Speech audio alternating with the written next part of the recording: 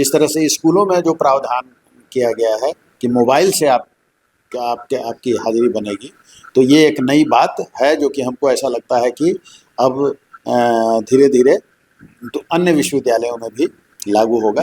दूसरे विभागों में जो सेमिनार सिम्पोजिया हो रहा है उसको भी अटेंड करने के लिए जाना पड़ सकता है। दूसरे जगह कहीं उनको बोलने के लिए भी बुलाया जा सकता है, जहाँ जाना पड़ सकता है, थोड़े देर के लिए भी जाना पड़ सकता है।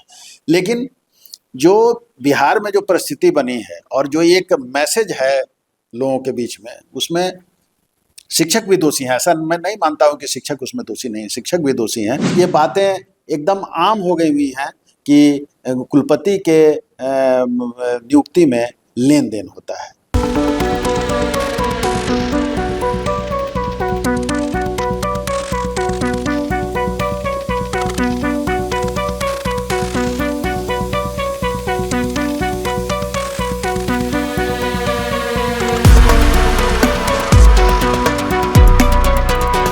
नमस्कार, आप फर्स्ट लुक बिहार देख रहे हैं और मैं हूं अभिषेक रंजन। शिक्षा विभाग के अपर मुख्य सचिव एस सिद्धार्थ ने बता दें कि एक लेटर जो है पटना विश्वविद्यालय के कुलपति को भेजा है और बता दें कि इस लेटर में जो बातें लिखी हुई है कि अब जो हाजिरी बनेगी वो बायोमेट्रिक सिस्टम से हाजिरी बनेगी। और ये जो है पहले बता दें कि स्कूलों में ये सिस्टम लगा हुआ करता था जब से यानी कि के पाठक आए थे, उसके बाद से ये स्कूल में था। लेकिन अब जो है बिहार विश्वविद्यालय में छात्र छात्राएं के साथ साथ शिक्षक भी जो है अब उसी प्रकार से हाजिरी बनाएंगे। ऐसे में हमारे साथ बातचीत करने के लिए प्रोफेसर अरुण कुमार सिंह है, जो राजनीतिक विश्लेषक भी है, प्रोफेसर भी है, बिहार विश्वविद्यालय में भी रह चुके हैं। इनसे बातचीत करते हैं। प्रोफेसर साहब, जिस प्रकार से आप भी लगातार रहे हैं बिहार विश्वविद्यालय में, आपने देखा अब जो नया सिस्टम लागू हो रहा है पटना विश्वविद्यालय में। हालांकि बिहार विश्वविद्यालय में सिस्टम 2018 में लागू हुआ था, सुनने में ऐसा मिल रहा था, लेकिन अब पटना में लागू हो रहा है। क्या कहेंगे इस पर, कैसी व्यवस्था ये?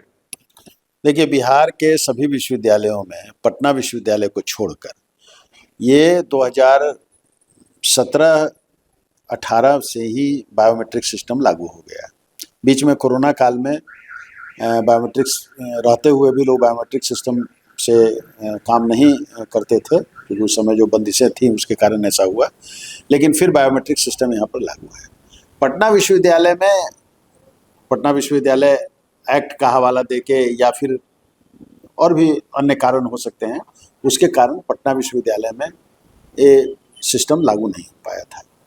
तो अभी जो पत्र जो एस सिद्धार्थ जो अपर मुख्य सचिव हैं शिक्षा विभाग के, उनके द्वारा जो पत्र जारी किया गया है वो एक्सक्लूसिव पटना विश्वविद्यालय के कुलपति को पत्र लिखा गया है।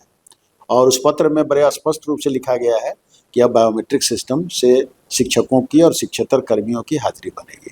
लेकिन उसमें एक नई बात है कि जो यहाँ बिहार विश्वविद्यालय में जो हम लोगों के समय में जो बायोमेट्रिक लगा था, वो बायोमेट्रिक मशीन फिक्स किया गया था, जहाँ पर कि अंगूठा लगाना पड़ता था या फिर आँखों के पुतली का उसमें उससे हाजिरी बनती थी। लेकिन अब जिस तरह से स्कूलों में जो प्रावधान किया गया है कि मोबाइल से आपकी हाजिरी बनेगी, तो ये एक नई बात है जो कि हमको ऐसा लगता है कि अब धीरे धीरे तो अन्य विश्वविद्यालयों में भी लागू होगा। मोबाइल से सर बनेगी हाजिरी, तो उसका तो सिस्टम है जैसे स्कूल में हमने देखा कि वहाँ के कुछ एरिया डिस्टेंस है, उसी एरिया में रहकर बनाना होगा, नहीं तो वो लोकेशन नहीं लेगा। लोकेशन लेना है, फोटो लेना, सारी चीज लेना। एक्चुअली आप अगर मोबाइल से आपकी अटेंडेंस बनती है तो आप कहीं भी जाएंगे, आपका लोकेशन जो है सो कोई चाहेगा तो लोकेशन आपका निकाल ले सकता है। तो अगर आप मान लीजिए कि जैसे बहुत जगह ऐसा देखा गया है कि लोग 10 बजे आके बायोमेट्रिक में अपना अंगूठा लगा देते हैं और फिर निकल जाते हैं, और फिर शाम में 4 बजे जब उनको निकलने का समय होता है तो फिर घूमते घामते पहुंच जाते हैं और फिर बायोमेट्रिक में अपना अंगूठा लगाते हैं। तो ये मोबाइल का सिस्टम कर देने से अब उनको महाविद्यालय छोड़ के जाने में या विश्वविद्यालय के विभाग को छोड़ के जाने में कठिनाई होगी, और जाएंगे भी तो नेचुरली उनको मूवमेंट रजिस्टर रखना पड़ेगा कि वो कहाँ जा रहे हैं। ऐसे शिक्षकों पर इस तरह का प्रतिबंध लगाना हमको उचित नहीं जान पड़ता है, क्योंकि शिक्षक को लाइब्रेरी में भी जाना पड़ता है और भी दूसरे जगहों पर उनको जाना पड़ सकता है। उनको दूसरे विभागों में जो सेमिनार सिम्पोजिया हो रहा है उसको भी अटेंड करने के लिए जाना पड़ सकता है। दूसरे जगह कहीं उनको बोलने के लिए भी बुलाया जा सकता है, जहाँ जाना पड़ सकता है, थोड़े देर के लिए भी जाना पड़ सकता है। लेकिन जो बिहार में जो परिस्थिति बनी है और जो एक मैसेज है लोगों के बीच में, उसमें शिक्षक भी दोषी हैं, ऐसा मैं नहीं मानता हूं कि शिक्षक उसमें दोषी नहीं है, शिक्षक भी दोषी हैं कि हम जो जो एक मैसेज गया है कि शिक्षक महाविद्यालयों में नहीं रहते हैं, शिक्षक पढ़ाना नहीं चाहते हैं, शिक्षक एकदम घर के तरफ मुँह किए रहते हैं, वो जो है सो घर छोड़ना नहीं चाहते हैं। इस तरह की एक बात बिहार के अंदर लोगों को के दिमाग में बैठ गई हुई है और इसके बहुत सारे कारण हैं, उसमें शिक्षक ही दोषी नहीं हैं और बहुत सारे लोग दोषी हैं, जिसकी चर्चा अभी यहाँ करके उसको लंबा इस वार्ता को नहीं किया जा सकता है। लेकिन ये जो और इसमें एक और बात इस पत्र में मैं देख रहा हूँ कि इसमें स्टूडेंट्स के भी अटेंडेंस की बात कही गई है कि वो जो सिस्टम रहेगा उसमें जो क्लास में जो शिक्षक जाएंगे तो उनके साथ स्टूडेंट का वो अटेंडेंस बनेगा। तो ये एक बहुत बड़ी बात है। अगर इसको सचमुच में इसको पूरे बिहार में अगर लागू कर दिया जाएगा तो कुछ इसमें परिवर्तन आ सकता है। लेकिन जो सबसे बड़ी बात जो मैं ये कहना चाहता हूँ कि एक जो महाविद्यालय के जो या विश्वविद्यालय के जो शिक्षक हैं वो एक बहुत एक अपना जो टॉप एजुकेशनल लेवल जो होता है वो सब इनमें तो सब लोग करते ही हैं, स्नातकोत्तर तो करते ही हैं, उसके अलावा सबों को पीएचडी और डीलिट की डिग्री होती है, एमफिल की डिग्री होती है। तो ऐसे लोगों से एक सेल्फ डिसिप्लिन की उम्मीद की जाती है और सरकार को भी चाहिए कि उनको मोटिवेट करे। संगठन जो शिक्षकों के संगठन हैं उनको भी चाहिए कि वो अपने लोगों को मोटिवेट करे कि नहीं साहब, हमको जब पैसा मिलता है तो हमको पूरा समय, जो भी हमारे लिए समय निर्धारित हो, वो 5 घंटे का हो, 6 घंटे का हो, 7 घंटे का हो, जो भी समय हमारे लिए निर्धारित हो, उस समय में हमको महाविद्यालय में उपस्थित होना चाहिए। हमको अभी आपको जानकर आश्चर्य होगा कि जो महाविद्यालय या विश्वविद्यालय की जो लाइब्रेरी हैं उसमें 1% शिक्षक भी उस लाइब्रेरी का उपयोग नहीं करता है। 1% शिक्षक भी उपयोग नहीं करता है। ऐसा तो नहीं है कि लाइब्रेरी सिर्फ स्टूडेंट्स के लिए है। अगर आप लाइब्रेरी में जाइएगा, आप लाइब्रेरी में अध्ययन कीजिएगा तो स्टूडेंट भी देखेगा आपको कि नहीं साहब, जब शिक्षक हमारे जाके वहाँ 1 घंटा आधा घंटे का समय दे रहे हैं, 1.5 घंटे का समय जो लीजर पीरियड होता है उसमें, तो नेचुरली उनको भी लगेगा कि नहीं, हमको भी लाइब्रेरी में जाना चाहिए। और ये हैबिट अगर शिक्षकों और छात्रों का बन जाता है कि वो लाइब्रेरी जाएंगे, लाइब्रेरी अटेंड करेंगे, तो निश्चित रूप से उसका बेनिफिट उनको मिलेगा और वहाँ पर एक छात्रों और शिक्षकों का इंटरेक्शन भी हो सकता है, उनमें एक नज़दीकी वाली भावना भी हो सकती है कि वहाँ पर वो जो है सो आपस में किसी टॉपिक पर डिस्कशन भी कर सकते हैं। वो छात्र जो है सो कुछ पूछ भी ले सकता है अपने शिक्षकों से और वो अपनी जानकारी को बढ़ा सकता है। तो इसलिए निश्चित रूप से जो परिस्थितियाँ बिहार में बनी हुई हैं उसमें इस तरह के आदेश आएंगे। लेकिन ये आदेश अगर ये जो अपर मुख्य सचिव के तरफ से जो आया है उसके जगह पर अगर ये विश्वविद्यालय के सीनेट सिंडिकेट में ये बातें आती, सरकार की जो इंटरनल मीटिंग्स होती है वाइस चांसलर वगैरह के साथ, उसमें इस बात को लाते और ये विश्वविद्यालय के तरफ से अगर चिट्ठी निर्गत होती तो ज़्यादा अच्छा होता। क्योंकि देखिए, विश्वविद्यालय जो है एक ऑटोनोमस संस्थान है और उसकी स्वायत्तता पर कुठाराघात लगता है, लोगों को चोट लगती है, जबकि सरकार के पदाधिकारी, वो अपर मुख्य सचिव ही क्यों ना हो, वो कोई पत्र जारी करते हैं, वो भी कुलपति के नाम से जारी करते हैं।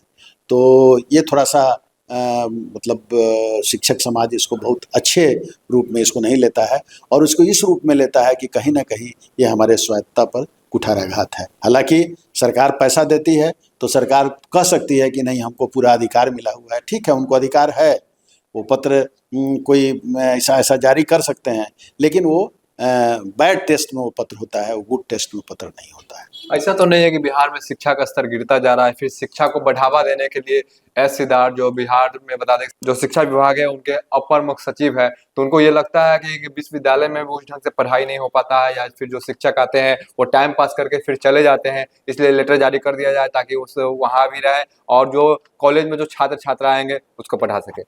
देखिए, ये सबका दायित्व है। जैसे अभिभावक हैं, छात्र हैं, बहुत महाविद्यालयों में आप देखेंगे कि शिक्षक बैठे रहते हैं लेकिन छात्र नहीं आते हैं। वही छात्र कोचिंग इंस्टीट्यूट्स में जाते हैं, वही छात्र कोटा में जाके पढ़ रहे हैं, वही छात्र यहाँ के कोचिंग संस्थानों में इंजीनियरिंग की, मेडिकल की तैयारी कर रहे हैं। लेकिन जो योग्य टीचर, एक से एक अच्छे टीचर महाविद्यालयों में, विश्वविद्यालयों में हैं, उनके पास वो नहीं जाना चाहते हैं। वो चाहते हैं कि सिर्फ महाविद्यालय को हम डिग्री प्राप्त करने का साधन बना के रखें, यानी वहाँ एडमिशन लेने के समय जाएँ, फिर परीक्षा देने के समय जाएँ और फिर रिजल्ट लेने के समय जाएँ। तो ये अभिभावकों से भी चर्चा होनी चाहिए, छात्रों से भी चर्चा होनी चाहिए, और शिक्षक तो उसमें रहे ही। और सबसे बड़ी बात यह है कि कुलपतियों की नियुक्ति तो सरकार करती है, गवर्नर साहब करते हैं, लेकिन गवर्नर साहब जो कंसल्टेशन उनका होता है मुख्यमंत्री के साथ या सरकार के साथ, उसके आधार पर जो पैनल बनता है, एक्सपर्ट जो सर्च कमेटी होती है, वो जो पैनल बना के देती है, उसमें से किसी एक व्यक्ति को आप वाइस चांसलर बनाते हैं। लेकिन हम लोग आए दिन इस नियुक्ति में बहुत तरह तरह की बातें हम लोगों को सुनने में आती है। उसमें कितनी सच्चाई है कहना बहुत मुश्किल है, लेकिन ये बातें एकदम आम हो गई हुई हैं कि कुलपति के नियुक्ति में लेन देन होता है। लेन देन किस स्तर पर होता है, क्या स्तर पर होता है, इसकी भी चर्चा लोगों में होती है। उसकी चर्चा हम लोग यहाँ नहीं अभी करना चाहते हैं। तो सरकार को ये भी देखना होगा कि आप ईमानदार कुलपति को लाएं, योग्य कुलपति को लाएं, क्योंकि कुलपति ही एक तरह से उस पूरे विश्वविद्यालय व्यवस्था का किंगपिन होता है। एक्ट में जो बिहार विश्वविद्यालय एक्ट है या पटना विश्वविद्यालय एक्ट है, उसमें उसको असीम शक्तियां प्राप्त हो गई हैं। वो सिंडिकेट के एवज में भी निर्णय लेता है, बाद में सिंडिकेट से उसको पास कराता है। फिर जो स्वायत्त संस्थाएं हैं, जो सीनेट है, सिंडिकेट है, उसकी बैठक नहीं होती है। सीनेट की बैठक कम से कम 2 बार होनी चाहिए, लेकिन विश्वविद्यालय चाहती है कि हम एक बार भी अगर हमारा बस चले तो एक बार भी सीनेट की बैठक नहीं करावे। सिंडिकेट की बैठक हर एक महीने में होनी चाहिए, क्योंकि सिंडिकेट वाइस चांसलर को एक तरह से, वो वाइस चांसलर का मंत्रिमंडल है। जिस तरह से मुख्यमंत्री होते हैं और उनके मंत्रिमंडल के सहयोगी होते हैं, उसी तरह से वाइस चांसलर के सहयोगी, उनको मदद करने के लिए सिंडिकेट है, वो निर्णय लेने के लिए सिंडिकेट है, सारे फाइनेंशियल पावर्स सिंडिकेट में है। लेकिन सिंडिकेट की बैठक महीनों यहाँ नहीं होती है, और इस पर कभी ये सिद्धार्थ का पत्र नहीं आता है कि भाई क्यों आप सिंडिकेट की बैठक हर एक महीने में नहीं करते हैं, क्यों सीनेट की बैठक 2-2 बार आप नहीं बुलाते हैं। तो ये जो है होना चाहिए। तो निश्चित रूप से विश्वविद्यालय व्यवस्था जो है, उसमें ट्रांसपेरेंसी का अभाव हो गया हुआ है। जो आप एफिलिएशन देते हैं, उसमें कहा जाता है कि एफिलिएशन में बड़े पैमाने पर धांधली होती है। जो महाविद्यालय योग्य नहीं होते हैं, उनको आप जो एक आप अल्टीरियर जिसको कह सकते हैं कि मोटिव से आप उनको ये एफिलिएशन दे देते हैं। तो इस तरह से बहुत सारे फैक्टर्स हैं, जिस फैक्टर के चलते यहाँ की जो उच्च शिक्षा है वो गिरावट की तरफ जा रही है। हालांकि अब तो शिक्षकों की बहाली चल रही है, प्रधानाचार्यों की बहाली भी अब होने जा रही है। तो सरकार लगी हुई है, लेकिन उसके बावजूद भी सिर्फ नियुक्ति हो जाने से और शिक्षकों के आ जाने से उच्च शिक्षा की स्थिति नहीं बनेगी, बल्कि अच्छे शिक्षक हों, स्टूडेंट्स आएँ, अभिभावकों का दबाव रहे उसमें, सरकार भी उसको देखे, और कुलपति बहुत अच्छे हों, बहुत न्यायप्रिय हों, तभी आप इसको उच्च शिक्षा को आगे बढ़ा सकते हैं। बिल्कुल। तो आप सुन रहे थे प्रोफेसर अरुण कुमार सिंह को, जो बिहार विश्वविद्यालय में बता दें कि प्रोफेसर भी रह चुके हैं और अभी फिलहाल में रिटायर है, लेकिन राजनीतिक विश्लेषक भी है। और जिस प्रकार से इन्होंने जानकारी दी है कि बायोमेट्रिक सिस्टम जो आया है, तो कहीं ना कहीं शिक्षकों पर इस प्रकार से लगाम लगाने के प्रयास किया जा रहा है। लेकिन एस सिद्धार्थ जो शिक्षा विभाग के अपर मुख्य सचिव है, वो ये भी चाह रहे हैं कि बिहार में शिक्षा व्यवस्था का पूरी तरह सुधार हो, इसलिए तरह तरह के नए नए नियम ला रहे हैं। स्कूल के बाद अब विश्वविद्यालय में भी इनकी एंट्री हो गई है। बने रहिए फर्स्ट लुक बिहार के साथ आगे भी खबरों के लिए। तब तक के लिए नमस्कार। अगर आप हमें फेसबुक पर देख रहे हैं, हमारे फेसबुक पेज को अब तक आपने फॉलो नहीं किया तो फॉलो कर दे। यूट्यूब पर देख रहे हैं तो हमारे यूट्यूब चैनल को सब्सक्राइब करें। तब तक के लिए धन्यवाद।